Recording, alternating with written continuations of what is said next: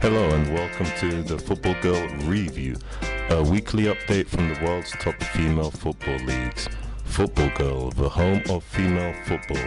My name is Santiago Merlot and I will be your host for today. Okay, first off is the WSL in England. Leah Williamson undergoes knee surgery. Arsenal FC have been dealt a blow ahead of the Women's Super League season, with Leah Williamson ruled out for several weeks following a procedure on her right knee. The 28-year-old sustained the injury during last month's Euro 2025 final, having led England to a second consecutive European Championship. Williamson was seen on crutches at Arsenal's London Colney training ground. Fortunately, the club does not expect her to be sidelined for months. This is Williamson's second serious knee injury. She ruptured an ACL in the same knee in 2023 April, which forced her to miss the World Cup in Australia and New Zealand. The two injuries are not directly linked, but maybe they are because it's the same knee. Arsenal opened their WSL campaign against London City Lionesses at the Emirates Stadium on 6th of September 2025. The Gunners have had a busy summer making key signings. Chloe Kelly on a permanent deal from Manchester City, goalkeeper Anek Borb from Wolfsburg, and the Liverpool duo former academy player Taylor Hines and forward Olivia Smith. Smith, who signed for a world record fee in July, became the first £1 million player in women's football. She said, "It's such a hefty price tag for such a young player. I think they see the potential that I have. They see my mindset. I'm hungry, I'm driven, I want to learn, I want to grow, and I want to win things. Ultimately, I think that was a big piece." Brighton Football Club have confirmed the return of English forward Michelle Agayamang on a second one-year loan from Arsenal Football Club. The 19-year-old, who scored 5 goals in 22 appearances last season for Brighton and Hove Albion, was named the Young Player of the Tournament at this summer's Euros. Head coach Dario Vidicic called her a pivotal part of our record-breaking season, while Arsenal Academy director and one of the best defenders I saw when I was younger, Claire Wheatley, said the loan will give her further opportunity to develop. And last but not least, some more Arsenal news, as Arsenal FC will introduce a post-match meet and greet draw for the fans following their WSL games at Emirates Stadium in North London. Season ticket holders and 6-game bundle purchasers can win a chance to meet players in a more controlled setting with a guest allowed. The move aims to protect players' recovery time and improve crowd safety while maintaining fan engagement. So this is a big change. All Arsenal's home games will be played at the Emirates Stadium next season. Next is the NWSL in North America, otherwise known as the United States of America. Okay, big story. In January 2025, this year, national team defender Naomi Girma broke the $1 million barrier when she joined Chelsea from San Diego Wave in a deal worth around 900,000 English pounds, $1.1 million. But less than 2 months after winning the UEFA Champions League, Arsenal broke the £1 million barrier to sign striker Olivia Smith from Liverpool for 1.1, which is $1.33 million. The 20-year-old Canada international, who made her senior international debut at 15, signed for Liverpool in 2024 in what was then a club transfer record. While Liverpool could only muster a mid-table finish and struggled in domestic competitions, Smith ended as their top goal scorer in both the WSL and across all competitions in 2025. Well done for a 20-year-old from another country. Smith's performances persuaded Arsenal to break the world record to land her on July 17th, 2025, having already strengthened their Champions League winning squad with English international Chloe Kelly from Man City and Liverpool duo Taylor Hinds both on free transfers. Now, after those two transfers, after Naomi Girma and then Olivia Smith from Liverpool to Arsenal, now Mexican forward Lisbeth Ovale has moved the record again with a $1.5 million transfer from Tigres to NWSL side Orlando Pride. Ovale, who is 25 years old, has been at Tigres since making her professional debut in 2017. So 8 years ago she made her debut when she was 17, and has won the Liga MX Femenil 6 times and 3 Campeón de Campeonas trophies at national team level for Mexico. She has earned over 50 appearances and was named in the best 11 at last year's CONCACAF W Gold Cup. She also became the first Mexican player, male or female, to break a world record transfer. So right now, Lisbeth Ovale is at $1.5 million, which should be around 1.3 million pounds, is the world record transfer. Results: Ludmilla scored an NWSL record 3 goals in 10 minutes as Chicago Stars FC came from behind to tie with North Carolina Courage 3-3 on Friday night. All 6 goals came in the second half, with 4 in the final 15 minutes. Carolina Courage opened a 2-0 lead in the second half, with Manaka Mutsukubo chipping Alicia Nea in the 49th minute and Tyler Lucy converting off the crossbar in the 62nd minute. Just as the match seemed to settle, Ludmilla scored a stunning solo goal in the 76th minute, tied in the 81st minute, and completed her hat-trick with a header from a corner in the 86th minute. The Stars, winless in 13 matches, have now drawn 4 straight under interim coach Ella Massa. Next we talk about some serious and returning news from the NWSL. There was a case filed on the 8th of July 2025 in the Superior Court of California. The alleged incident is that in 2022 there was an incident involving San Diego Wave employees. Let's get the facts. Plaintiffs: 6 former San Diego Wave employees includes Brittany Alvarado, a former videographer employee of the San Diego Wave, and multiple women alleging sexual assault and harassment by other employees of the San Diego Wave. Defendants, well, people who have been accused. The NWSL has been accused of letting the players down, and the San Diego Wave has also been accused. More importantly, Jill Ellis, former Wave president and the ex-US women's national team coach, is also named in the lawsuit for creating a toxic workplace culture, but is not a defendant. So what happened exactly? Allegations include sexual assault, harassment, and other workplace violations.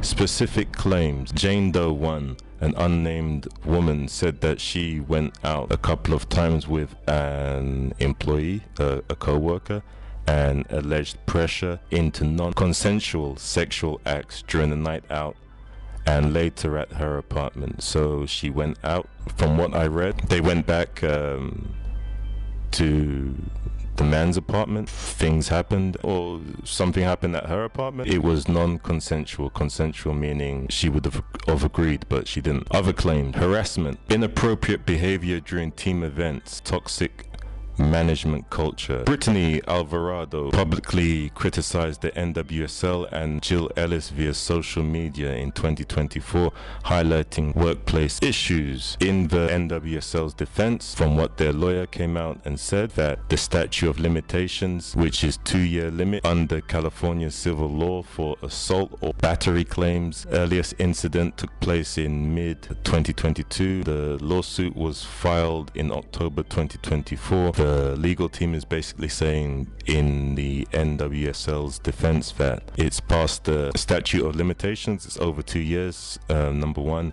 Claims the incidents fall outside the league's responsibility, occurred between the employees and the club. Cite doctrine of consent, stating some sexual assault claims involved consensual encounters. In their defense, they deny that the plaintiffs were harmed or damaged by the actual league. There's a statement saying that the league had no duty of care to waive employees regarding the alleged incidents. In 2024, the NWSL investigation into the San Diego Wave management concluded the club could have done more, but found no direct mishandling since the alleged victim did not explicitly use the word sexual in describing her experience. Jill Ellis, who I've met personally, and she was pretty cool when I met her at the England versus USA game somewhere in East London. Well, Jill Ellis is now FIFA's chief football officer. Big job. Previously held a hands-on role at the San Diego Wave. She has been named in the lawsuit for fostering a toxic workplace, including inappropriate comments. She has a separate defamation suit against Alvarado because of what Miss or Mrs. Alvarado put out about her on social media. So those two are going at it. Additional impacts. Reports of off the field workplace issues have led some players to leave teams and quit the game entirely, which I know of because 2 football girls quit in the past 3 years, which is very sad. Sexual assault allegations and toxic workplace claims are becoming an annual concern in professional women's football, especially the NWSL, following just madness that happened with Sheffield in England, and also some coach who assaulted 2 players. When the players actually told the team, nothing happened, and the guy found another job in the league. Yeah, that's a big problem over there, you know. And I've seen yeah, it's a big problem. Anyway, so plaintiffs have requested a trial by jury, which will be fantastic for them because they get to say exactly what happened, and if the press are there, then that will be terrible for our sport in general, because we will hear about what goes on that's negative. It's in a big market, it's in California, you know, and this isn't the time for that to come out. But if it has to come out, it will come out. The case is ongoing. On some lighter news, the Chicago Stars have appointed former Norway women's national team boss Martin Sjogren as head coach starting in January ahead of the 2026 NWSL season. Sörgren, currently in charge of Ömmerby in Sweden's Damallsvenskan, will finish the campaign, including the UEFA Champions League playing rounds, but he won't be there. Playoffs, the knockout stage, he won't be there. But he will leave in January to go to Chicago. In the meantime, his assistant Anders Jakobsen will serve as interim coach, with Ella Massar returning to her role as assistant. Jakobsen becomes the Stars' 4th coach this year. This appointment is the result of a rigorous data-driven hiring process and deep discussions about our soccer identity, methodology, and long-term vision, Chicago Stars general manager Richard Fuez said in a statement. The future plans of the club that have been presented match my own ambition in building a sustainable and successful organization over time, said Martin Sjogren. Moving on to Serie A. Juventus earned a 2-0 victory away at Parma in the Women's Cup on Friday night at the Ennio Tardini Stadium. Cristiana Girelli opened the scoring in the 41st minute. Bonancia Barbara sealed the result with a stoppage time strike. Juventus held 56% possession and completed 490 passes with 78%. Parma managed 44% of the duels and were heavily outmatched in the air, winning only 14% of aerial battles. The Bianconeri carried most of the threat from set pieces, winning 8 corners to Parma's 3, while Girelli's goal came from Juventus's patient build-up. Despite Parma's best efforts, Juve's quality. Inter Milan edged Genoa 2-1 on Friday night at the Sampari Stadium. Chiara Mille struck inside 9 minutes and Bartelli doubled the lead midway through the first half before Haley Bujeja pulled one back for Genoa to give them a little bit of hope. This game was more one-sided, with Inter Milan dictating with 72% possession, completing 500 passes, wow, and earning 9 corners to Genoa's 1. Genoa battled hard. They won 63% of the duels and 57% of all the battles in the air, but Inter's control was clear. The Nerazzurri were just too strong for Genoa there. Okay, and I will explain the new format for the 2025-2026 season of the Italian Women's Cup. The 12 clubs were divided into 4 pots of 3 teams each, following their ranking from last year's season. Juventus, Inter and Roma finished first, second and third, so they go into the first pot. Group A is Juventus, Lazio, Napoli and Parma. On Friday, Juventus played Parma, and obviously Lazio will play Napoli. Group B is Inter, Fiorentina, Como and Genoa. Group C is Roma, Milano, Sassuolo and Ternana. Serie A Women's Cup will be awarded in the final 4 at a single venue. It's the group winners and probably the second best team. That does it for the Italian League. Next is the WK League in South Korea. Apologize for any misspellings or pronunciation of the names. Catching a recap on the WK League round 20. Ichuan Hyundai Steel picked up a comfortable 3-0 win over Jeonju KHNP, strengthening their push near the top of the table. Sejong Sports Toto edged out Seoul City 2-1 in a tight battle at Sejong Sports Complex, a result that dents Seoul's chances of chasing the leaders. Suwon women crushed Yeongnam 5-0 in the biggest scoreline of the round, keeping pressure on their mid-table rivals. At the top of the table, Hwaseong KSPO and the hard-fought 2-1 win over Suwon women, maintaining their place as league leaders on 41 points. The upcoming fixtures have a major impact on the table. Suwon FC hosts Icheon Hyundai Steel for a chance to claw back into survival contention, but also for Icheon to solidify their top 4 place. Meanwhile, Seoul City meet Gwangnam WFC, a vital test for both ends of the table, with Seoul chasing the leaders and Gwangnam desperate for points to survive. So those are the games we are looking forward to. In other Korean news, the Korean Women's Football Federation has signed an agreement with Hapcheong County to host the autumn Korean Women's Football Federation tournament for the next 4 years, starting this November at Hapcheon Sports Park. Hapcheon, already a long-time hub for women's football, was praised for its high-quality pitch, lighting, safety management, and quick response to weather issues. Federation President Yang Mung-suk thanked Hapcheon for its support, while Hapcheon County Mayor Kim Yong-chul expressed hopes that the event would boost both women's football and the local economy. They will be holding that tournament for the next 4 years. Well done, and I hope that brings lots of money in for the local county. Next up is the OBOS Damallsvenskan in Svenska, Sweden. Okay, the latest results are Hammarby continued their title push with a 1-0 home win over Kristianstad, holding their lead at the top.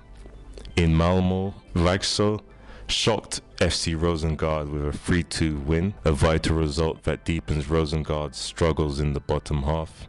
Malmö FF kept the pressure on with a convincing 5-2 away win over BP, keeping them just a point behind Hammarby in second place.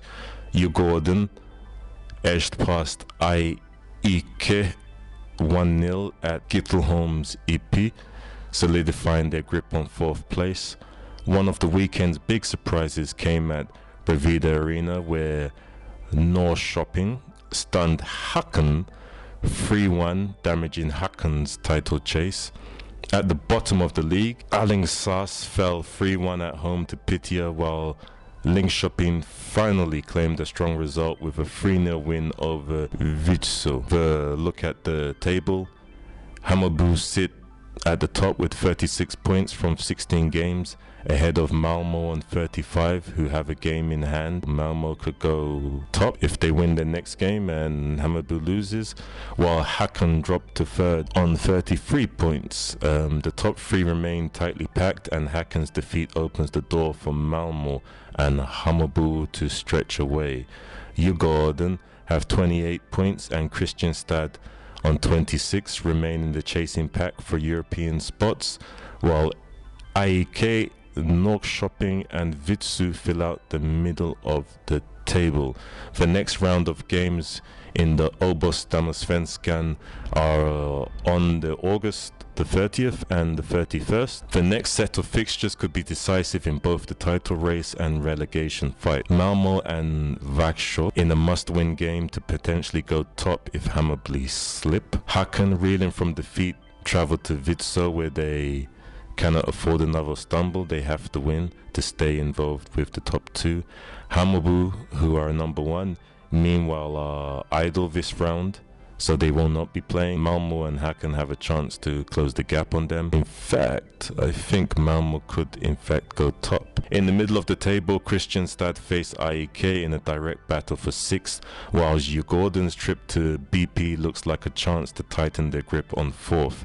At the bottom of the league, Linköping meet Alingsås in a massive relegation clash. The two lowest placed teams face off, and the winner could drag themselves back into survival contention.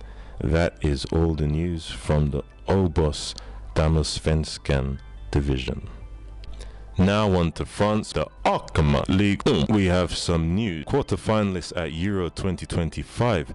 France have climbed to 6th place in the latest FIFA Women's World rankings. Laurent Bonadet's side, who returned to the top 10 last year, made the biggest jump this month, moving ahead of Copa America champions Brazil.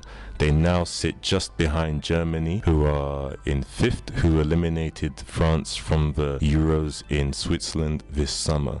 Spain lead the rankings, followed by USA in the 2nd place, with Sweden rising 3 spots to complete the podium. So Sweden are ranked as the 3rd best team in the world. The France-Germany quarterfinal at Euro 2025, which ended in 1-1, and Germany won 6-5 on penalties, drew 4.93 million viewers on TF1 Saturday night, according to Médiamétrie in France.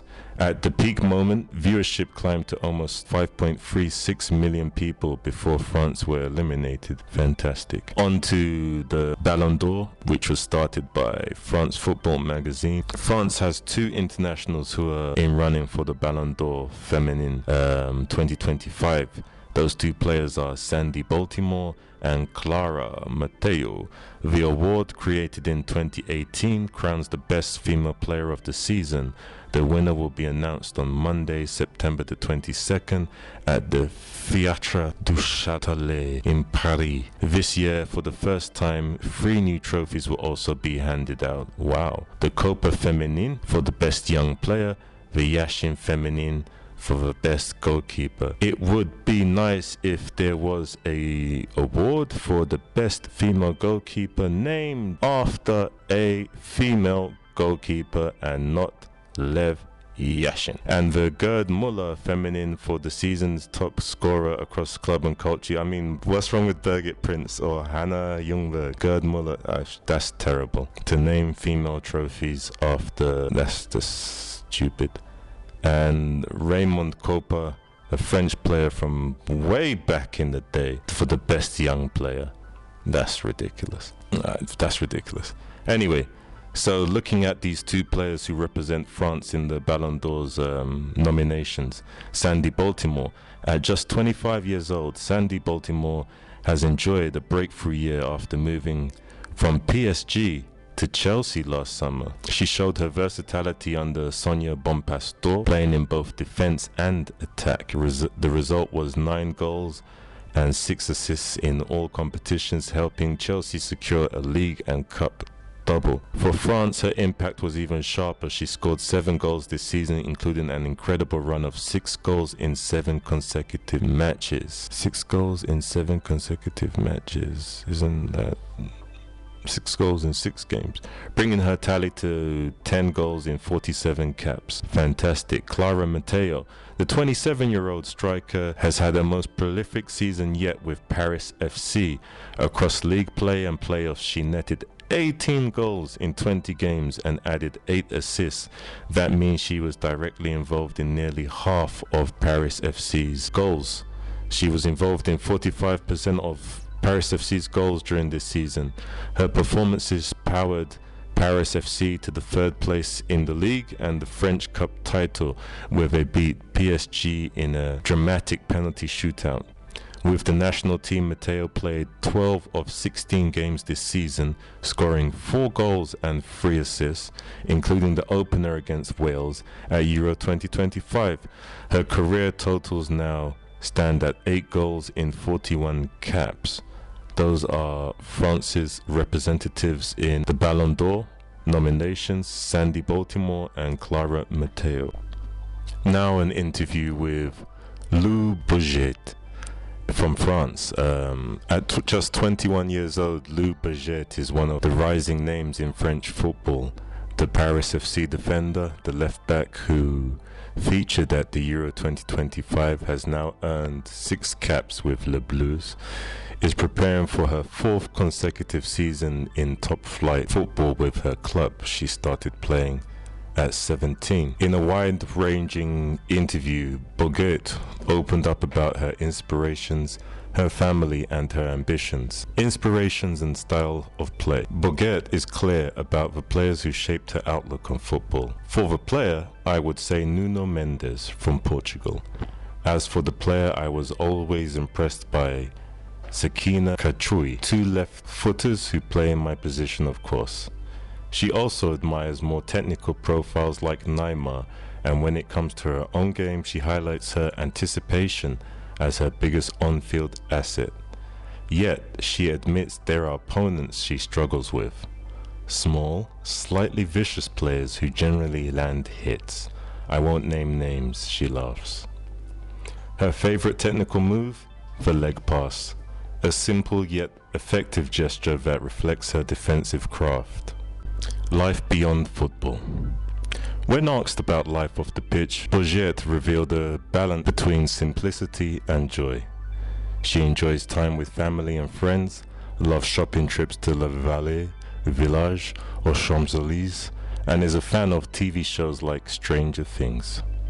Her teammates at Paris FC, Clara Mateo, who is one of the finalists for the Ballon d'Or, and Melwin Ndongala are also close companions. We see each other every day at club level, and now with the national team, they've become like sisters to me, she says. She also confessed a soft spot for Nutella crepes, her go-to guilty pleasure. A journey driven by football and family. Boget's football story begins thanks to her older brother, who encouraged her to join in when his coach invited Lou to play. Shortly after, during my brother's futsal tournament, I told my parents I wanted to play football too, she says. Her family initially tried to steer her towards dancing, but quickly became her biggest supporters. I'm very lucky to have such a healthy environment around me. My mum started to get interested in football, my dad was already into it, and it only increased his passion. Today her parents and her brother remain her closest advisors. She often re-watches games with her father and analyzes performances. Defining moments and pride. Two achievements stand out for Boget. Her first international competition with France, which was this summer's Euro in Switzerland, and Paris FC's victory against PSG. A first title is something you never forget. Plus, it was at home in the north, so I was able to get tickets for so many loved ones. Her greatest pride, though, isn't about medals. Making my family proud. Personality and future ambitions. Teammates call her Lulu. Her parents call her my sweetie. She describes herself as jovial, sincere and generous, though she admits to being stubborn at times. If she hadn't been a footballer, she still believes her passion would have pursued in a sporting career, possibly gymnastics. Her dream five-a-side includes Messi, Sakina Kachui, Clara Mateo, her brother, and Paris FC teammate and Nigerian Kiamaka Nadozi. And me on the bench, she says, ready to come on just in case. In conclusion, Louis Boget may only be at the start of her career at 21 years old, but she is already proving to be a cornerstone of both Paris FC and Les Bleus. With six caps, the left back has won a domestic title and experience of a major international tournament. She combines humility, family values, and her ambition is very strong. Her words sum up her outlook best. I'm very lucky to have such a healthy environment around me. For Boget, that environment is both the foundation of her success and the fuel for what comes up next. That's all from the Arkema Ligue 1 in France. Moving on to the Women's Empowerment League in Japan. Inak Kobe edged Sheffield 2-1 at Novia Stadium in Kobe on match day 3 of the 2025-2026 WE League. Haruna Akawa opened the scoring in the 14th minute with a right-footed finish after an interception and quick build-up through the center. 4 minutes later, Rinka Higuchi equalized for Effen with a powerful left-foot strike from a direct free kick. Fantastic goal, I saw that. The match remained level until the 87th minute, when substitute Ai Kuwahara restored Kobe's lead, finishing off a flowing move to secure all 3 points. With the result, Kobe's tally rose from 3 to 6 points with 2 wins, while Effen stayed on 2. Attendance was 1,709 on a sunny evening in Kobe, Japan, where temperatures reached 30 degrees at kickoff. Jeff United Chiba ladies edged Minavi Sendai 2-1 on match day 3 of the WE League at Fukuda Denshi Arena. Nanami Ishida opened the scoring for Chiba in the 30th minute, heading home from a corner. Sendai drew level in the 67th minute through Nonoha Abe, but Chiba regained the lead in the 81st minute when Ami Kitazawa pounced on a loose ball to seal the win. Attendance was 1,066 on a sunny evening, with temperatures also reaching 30.5 degrees Celsius. Sanfrecce Hiroshima Regina fell 1-0 at home to Alberix Niigata ladies at Edion Peace Wing Hiroshima Stadium. The decisive goal came in the 6th minute, very early in the game, when Rina Shirowa pounced on a loose ball and finished with her left foot. Hiroshima stay on 4 points, while Albirex secured their first win of the season, giving them 3 points. That's all from the WE League in Japan. Now turning to Australia for the Ninja A-League.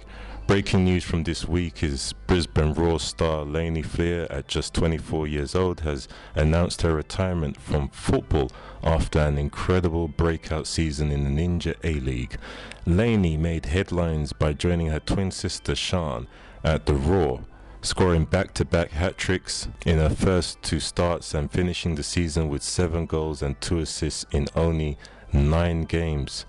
Her performances earned her a debut with the national team Matildas at the She Believes Cups only months into her professional career, now playing for Brisbane City FC in the NPL Queensland off-season. Lainey says she's ready to move on and focus on her family life after marrying and building a new home and support her sister Sian's journey. She said, "Football will always have the best memories, but I'm ready to move on. Thank you to all the fans.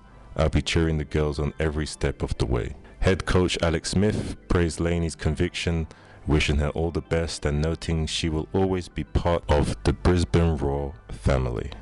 Other news in Australia, the Academy Girls program of Victoria will stop running senior and under 20 teams after 2025, and they will focus on youth players under the age of 15. In response to this, Melbourne City and Melbourne Victory, both teams have said they will have their own senior and under 20 teams playing the NPLW Victoria competition starting in 2026. Melbourne Victory are expected to take over these senior and under 20 competitions. Western United, another club, is interested in joining but has yet to confirm. Sydney FC have strengthened their defence ahead of the 2025-26 Ninja A season by signing Madison Earson, a 24-year-old centre-back born in the United States and representing the Philippines internationally. Earson brings valuable experience from both the A-Leagues and the NWSL, having played for Canberra United and Houston Dash in the past. Earson expressed excitement about joining Sydney FC, Australia's most successful women's club. She's eager to contribute to the team's success and work under Ant Zurich. "It's a huge honour to play for a club with such a proud history," she said, and is determined to help bring more silverware to Sydney. Melbourne City have confirmed that American-born winger Lourdes Bosch is heading to the National Women's Soccer League, the NWSL, to join Denver Summit for an undisclosed fee. The 24-year-old joined City on a 2-year deal ahead of the Ninja A-League 2024-25 season, played 1 year and she's off, and wasted no time making her mark. After a breakout season as a professional, Bosch has decided to take the next step in her career and move to the USA. Born in the United States to Mexican and Cuban parents, Bosch earned her first senior call-up to the Mexican national team while at City. She'll now look to make her international debut following her move. During her time in Melbourne, Bosch made 29 appearances, scoring 7 goals and providing 9 assists, so 29 games, 16 goals. The most assists of any player in the Ninja A-League. Australia's under-23 team have claimed the Asian Women's Championship Mystic Serenity Cup for the first time in 70 years, with a number of Ninja A-League stars at the heart of the triumph. The Asian Women's Championship Serenity Cup is a tournament in the Australasia region for under-23 teams. So Australia have won that for the first time in 17 years. Melbourne Victory's Holly Furphy scored a decisive goal in the 67th minute as Australia beat Myanmar 1-0 in the final in Vietnam. Crowned MVP of the tournament, Furphy scored 4 goals across the competition, continuing her meteoric rise after joining Victory on an injury replacement deal in January. Furphy was also joined by fellow Ninja A-League talents, including Victory teammate Alana Yanchevsky, named the tournament's rising star, and 2024-2025 Grand Final MVP Isabel Gomez, who recently made her Matilda's debut. Other notable contributors include Matilda's goalkeeper Chloe Lincoln, Sydney FC captain Tori Tumeth, and players from Western United, Canberra United, Perth Glory, Western Sydney Wanderers and Newcastle Jets. The under-23 team was coached by Joe Palacides. The squad's success not only secured the long-awaited Continental title, but also highlighted the strength of the Ninja A-League. That is all the news from the Australian Ninja A-League. Now off to Liga F. F for feminine in España. The Liga F has launched its own official WhatsApp channel, offering fans a direct and instant way to stay connected with the league. Through the channel, supporters can access the latest news, match schedules, results, standings and updates from all 16 clubs. So Liga F on the WhatsApp, look for that. The move strengthens Liga F's digital presence alongside its official website, app and social media platforms including the Gram, X, LinkedIn and TikTok. While the channel is primarily one way, fans can share updates with friends and react with emojis, creating a more interactive experience.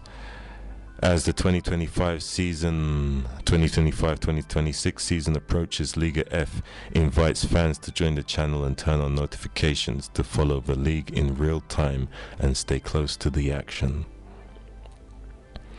Liga F clubs have approved the implementation of football video support, FVS, for the upcoming 25-26 season, marking a major step forward in the professionalization of refereeing in Spanish women's football.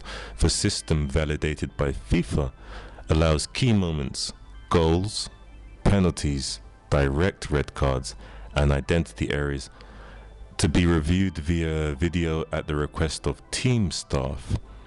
Each club will have 2 review requests per match, with used requests restored if the decision is overturned, so 4 chances to stop the game.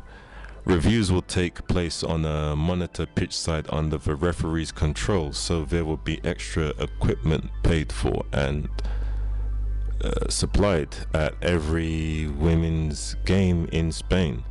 The initiative, led by Liga F president Beatriz Alvarez and supported by the RFEF, which is the referees union or federation in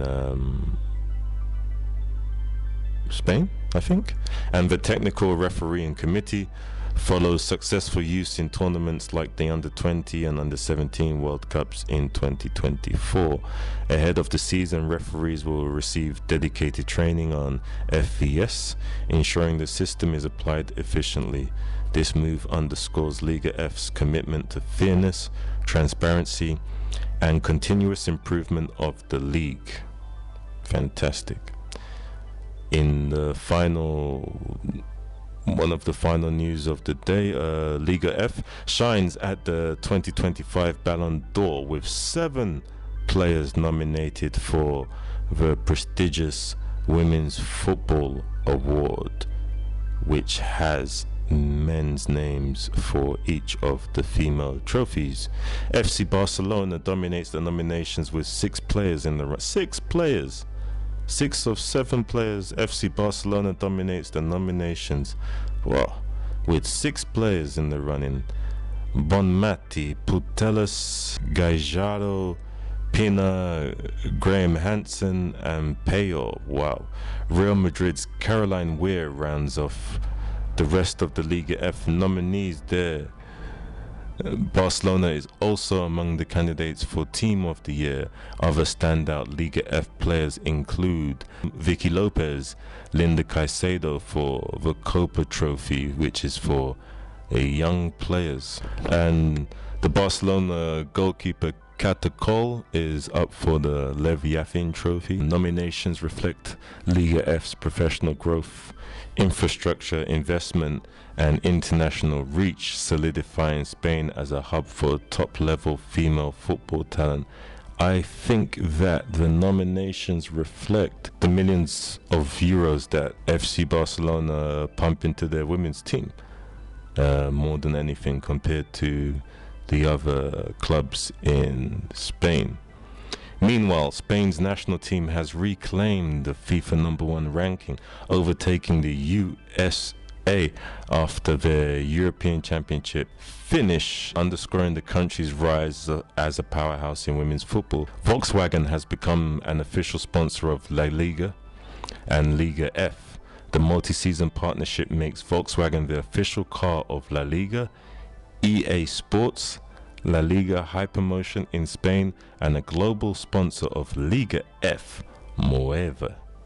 The deal, signed in Madrid by Volkswagen Spain's Enrique Pifare, La Liga Business Director Jorge de la Vega, and Liga F CEO Pablo Vilches, aims to promote sustainability, innovation, and fan engagement, while also boosting the visibility of women's football. Pifare highlighted that the collaboration connects two passions. Pifare is one moment. Volkswagen Spain highlighted that the collaboration connects two passions, football and cars, offering fans a more sustainable and innovative experience. De la Vega emphasized the partnership's potential to make football more inclusive and socially impactful, and Vilches praised Volkswagen's role in supporting the growth and visibility of Liga F, strengthening both clubs and players alike. That is all the news we have this week from Liga F. Now on to Liga MX Femenil, which is Mexico's fantastic league, which is ever so growing. Okay, we are in week 8. We're going to preview the upcoming week in Liga MX. We head into match day 8 of Liga MX Femenil, with America still perfect at the top, but plenty of movement possible behind them, and some huge games at the bottom that could decide survival fights early. Atlético San Luis versus Necaxa. San Luis sit mid-table while Necaxa are just above the drop zone. A home win could push San Luis closer to the top 8. Necaxa, even a point keeps them clinging to the playoff hopes. Pumas versus Tijuana. Pumas are just outside the top 4 and chasing the leaders against a Tijuana side without a win all season. 3 points are a must if they want to keep pressure on Pachuca and Rayadas. Puebla versus León.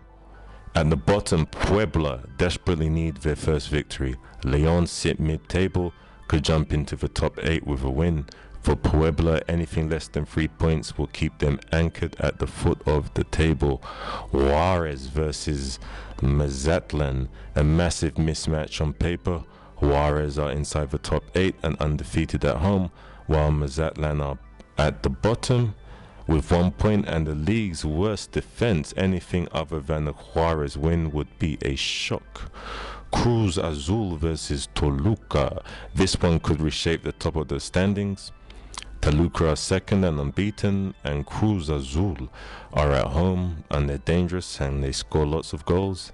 A Toluca win keeps them close to America, while a slip could open the door for Tigres. Querétaro versus Tigres. Querétaro are struggling near the bottom, while Tigres are third and pushing close to the gap on America. Expect Tigres to go all out to stay in the title race. Pachuca versus Atlas. Pachuca are flying high with 24 goals scored already. Atlas sitting 12th will need a big defense performance to avoid being overrun. Pachuca could climb into the top 3 with a win. Guadalajara versus Rayadas, the standout game of the week. Chivas are 7th, Rayadas 4th, both strong playoff contenders. A win for Guadalajara could propel them up the table, while Rayadas need points to keep pace with Tigres and Toluca. America versus Santos Laguna. The leaders, America, close out the round. America have 7 wins from 7.28 goals scored and just 3 conceded. Santos in 14th place. They face a big uphill task. Anything but a win for America would be one of the shocks of the season. In short, America look comfortable, untouchable. Toluca and Tigres are battling to keep up, and Rayadas, Pachuca and Pumas are right behind them. At the bottom, Puebla and Mazatlan and Tijuana are desperate for points, or the season can see them disappear. That concludes our roundup for Liga MX in Mexico. USL League, Gainbridge USL League. Brooklyn started the league off with a 2-1 win against the Tampa Bay Sun. Brooklyn took the lead in the 56th minute through veteran midfielder Catherine Zimmerman. A fantastic finish. Brooklyn doubled their lead with a goal from substitute Antoinette Williams, and Tampa Bay clawed one back through Carly Giamona. Brooklyn had 19 interceptions in the game, around double what Tampa Bay had, so that lets you know they were quicker off the mark today. In terms of possession, Tampa Bay edged it with 51% compared to Brooklyn's 48%. Tampa Bay won 64% of the headers in the air compared to Brooklyn's 36. Brooklyn still made it work, and Brooklyn came out 2-1 winners against the Tampa Bay Sun. The second game of the USL season was Fort Lauderdale United in Florida versus Lexington. Finished 3-3. It was a fantastic game at the Beyond Bankard Field. Yasmin Hamid, she scored in the 91st minute. Fort Lauderdale held 47.3% of the possession. Lexington had 52. Fort Lauderdale was stronger in the air with 63% of the battles won. They also had more interceptions, 10 versus 7. Lexington dominated corners, winning 7 compared to Fort Lauderdale's 2, and offside calls heavily favored Lexington with 30 against 3 for Fort Lauderdale. 30 offside, 30. That's incredible. Fantastic tactics. In the third game of the USL season, we had Dallas Trinity versus Spokane Zephyr. Dallas Trinity won 2-1 at the Cotton Bowl Stadium, winning 2-1. Spokane opened the scoring in the 19th minute with Ali Cook, assisted by Molly Rowe. Dallas equalized in the 48th minute via Balata's header before Ali Fortin scored the winner in the 70th minute. Dallas Trinity held a slight possession advantage with 50%. Dallas with 49% of the duels, and Spokane had 50%, 50.5. Spokane had more aerial, so nothing there. Dallas recorded more interceptions, 13-10. So it seems offsides were minimal, 2 offsides each. So it was a really close game. In the last game of the opening day of the USL, Gainbridge USL Super League in America, Sporting Jacks lost 3-1 to DC Power. Sporting Jacks hosted DC Power FC at Hodges Stadium, UNF, and fell down 3-1. Sporting Jacks took the lead early in the 11th minute through Jade Pennock, but DC Power equalized in the 30th minute, a header from Gianna Gurley. DC Power then scored twice more, Gianna Gurley again in the 68th minute, and Jada Bedoya in the 75th minute to secure the 3-1 win for DC Power over Sporting Jacks. Sporting Jacks dominated possession with 61%. DC Power had more when it came to one-on-ones with 62%. And 60% in aerial battles. Sporting Jacks won 6 corners, DC Power had no corners. DC Power recorded twice as many interceptions, 20-10. Day 1 shows DC Power FC and Dallas Trinity FC as early front runners. The league already has a wide range of form, with Sporting Jacks needed to rebound quickly to avoid slipping further.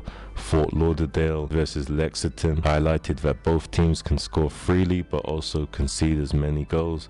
I think it will be a high-scoring competitive season. Once again, the second year of the new Gainbridge USL League. That is our final league that we will cover in our first Football Girl review. Next week we will be out earlier, one day earlier, on Monday, or lundi, as we say in France. I would like to end the show by thanking all the coaches who are contacting me this summer in different countries at different levels. I'd like to thank the players who have moved teams, and more importantly left their countries. And for many of the players I know, they have left incredible hardship, so for education or professional reasons, so but to play football and to stay as football girls. So I'm really happy for them this summer. Some of them I've known for 3 or 4 years, so it's fantastic for them to finally be away and to be able to sleep in peace a bit more and train and represent their families abroad. I would like to also say some thank yous. It's the first time I've spoken to the public, I suppose. I started this brand and website called Football Girl when I was 6.5, I think, the winter before I turned 7. I thought, yeah, let's do this. There's nothing about women's football online. And there was only a paragraph on the FIFA website. It was in the community section where they had children's football. There was 3 or 4 sections on children's football and what FIFA are doing for children's football, and it was a drop-down menu, and at the bottom of the drop-down menu was women's football, and it just said, we are committed, there are blah blah blah, a number of players, there's a tournament every year, I think, or there wasn't, and that was it. So I thought, what if I turn this whole website into just women's football? And 1 year later I was in Portugal for the Algarve Cup, which I went to for 18 years in a row, every March, end of February. I would like to say a quick thank you. Also really important to thank the men in England, in London, at all the football clubs who I spoke to when I was like 10, 11, 12, 13 years old. The chief executive of Charlton Football Club, very good guy, to people at Millwall, clubs that didn't even have a women's team, like West Ham. Chelsea didn't have a women's team, I think. I don't think they had a women's team. I'd like to thank Mohamed Al Fayed and the people at Fulham Football Club for the Norwegian coaches they had, Norwegian coach and his wife who played for the team. The team which had Rachel Yankee before they turned professional, and when they turned professional, I saw all of that happen. And most importantly, Mr. Vic Akers. As a young Arsenal supporter, I'd never thought of going to the Red Doors, but to go there and enter the Arsenal Football Club was special, and also to talk about women's football and meet somebody who was pretty serious about women's football. And yeah, thank you for letting me come and see my team, my club train, and meet some of the players, and go to the games and follow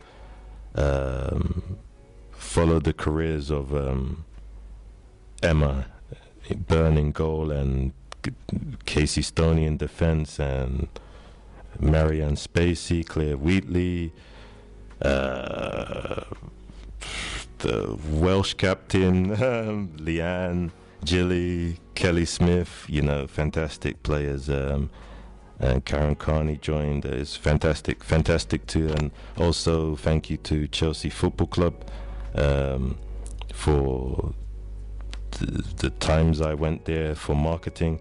I studied marketing because of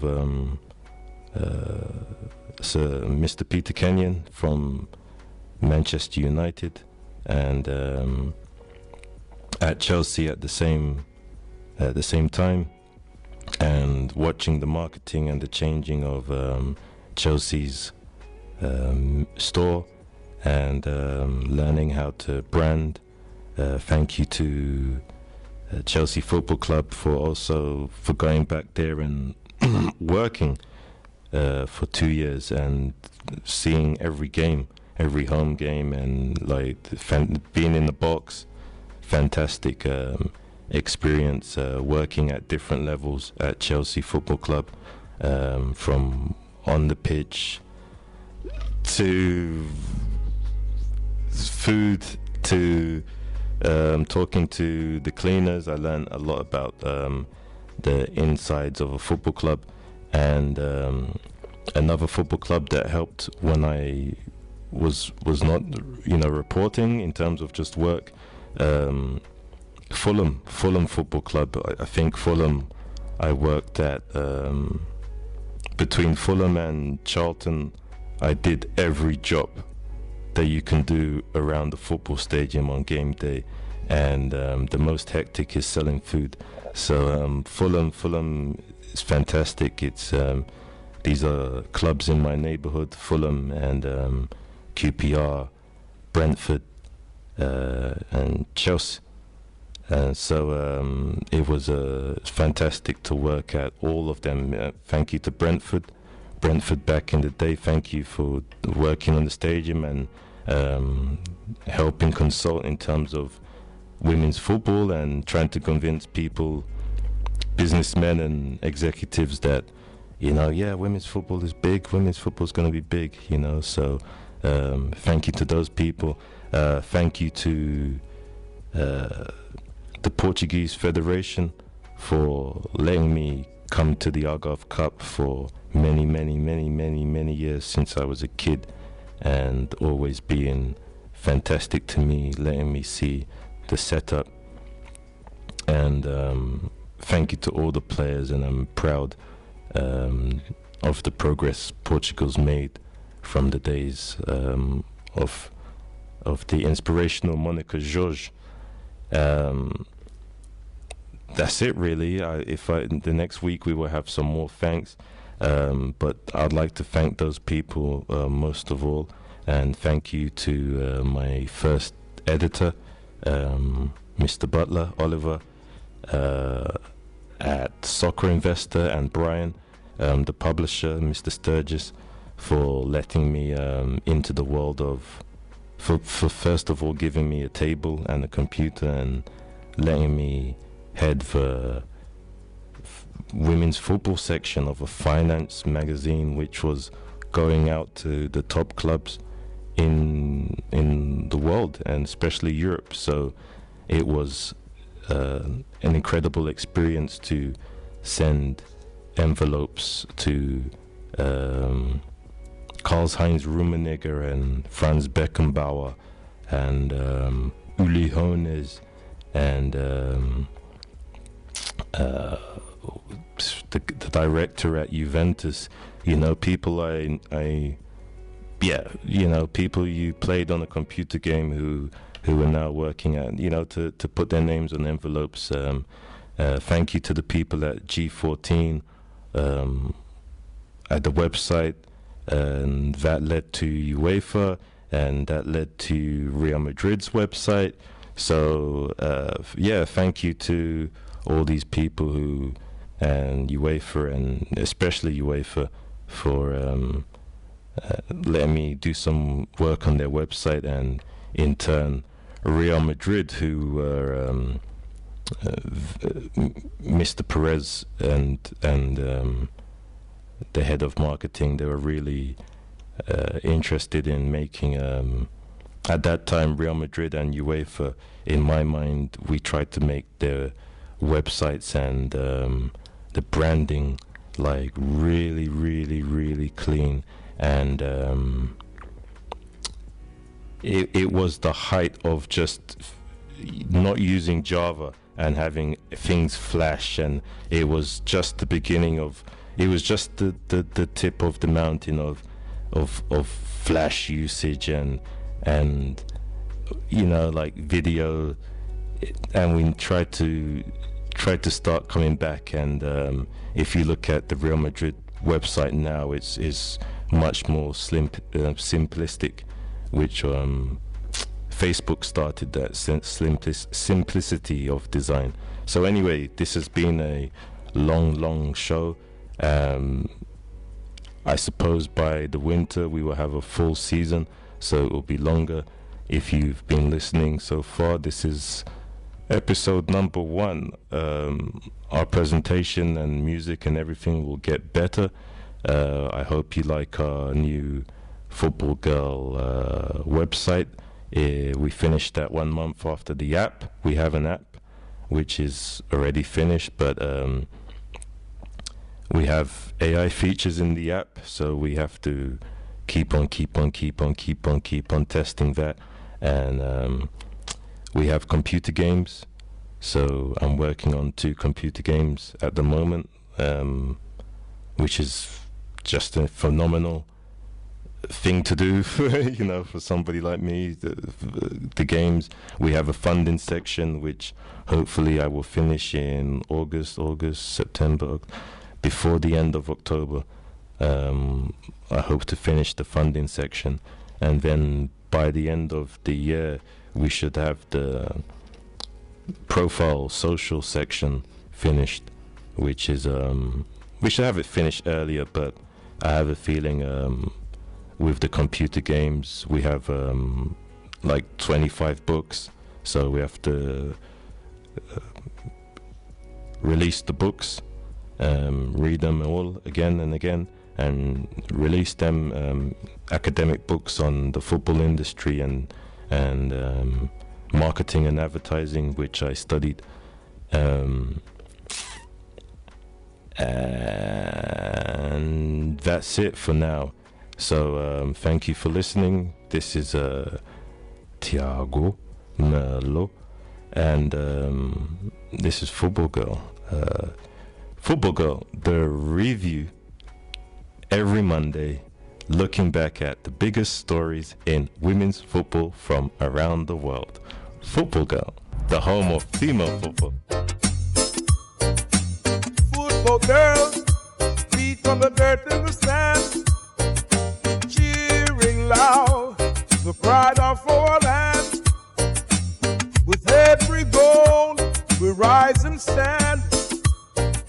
She's the heart, she's the hand. Football girl, shine in the light. Football girl, on the desert night. Football girl, football girl, football girl.